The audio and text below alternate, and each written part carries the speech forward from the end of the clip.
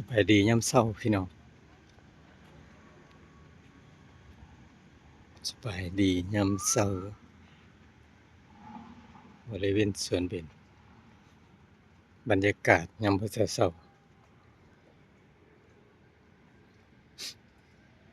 ช้ามืดพี่น้อง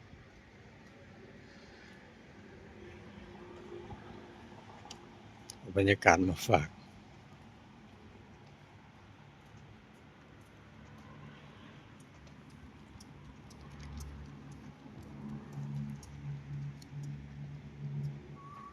ศูนย์ศิริกิติ์ยังเงียบอยู่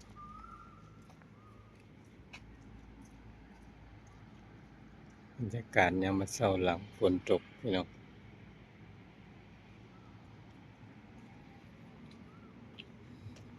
สวนเบญ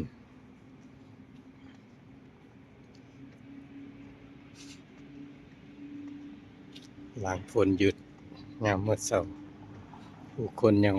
บ่ทันได้มาอยู่รับอากาศดีๆยามมื้อเช้า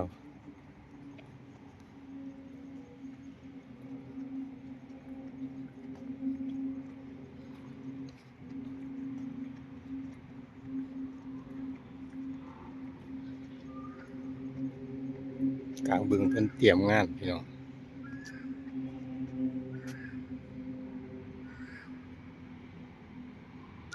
แล้วก็เว้าเสียงมันแหบมันฮ้องหลาย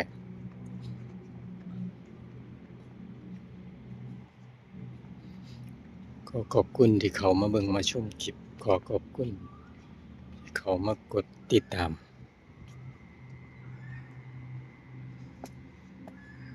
ขอให้จงมีแต่ความสุขความเจริญ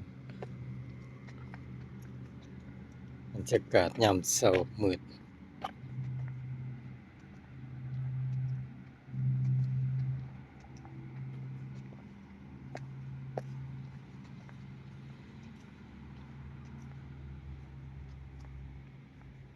ฝนหยุดแล้วพี่น้อง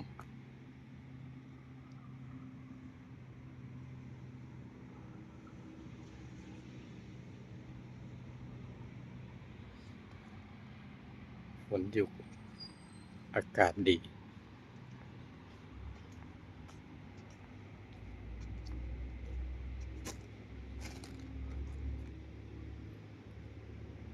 ดอกไม้อันบริสุทธิ์ยามมื้อเช้ารับอากาศดีๆ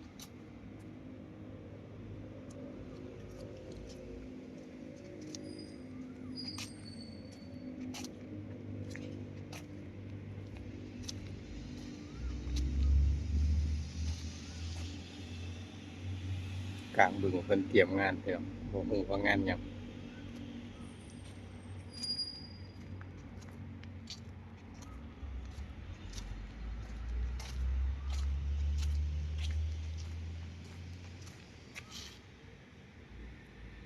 ศูนย์ศิริกิติ์สร้างใหม่กว้างใหญ่พี่น้อง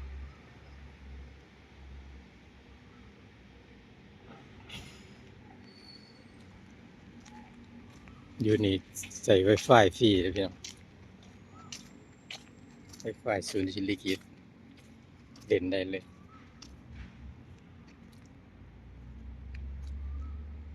เบิ่งบรรยากาศริมบึง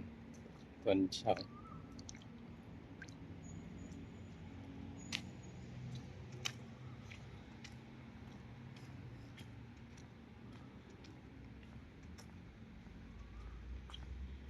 นี่เพิ่นเตรียมงาน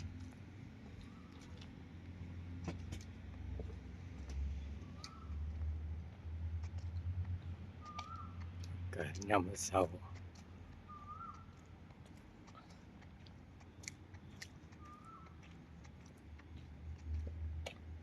ขอขอบคุณทุกกำลังใจขอขอบคุณที่เข้ามาเบิ่งคลิปเอาไว้พบพอกันคลิปใหม่พี่น้องคลิปนี้ผมขอกล่าวคำว่าสวัสดีครับ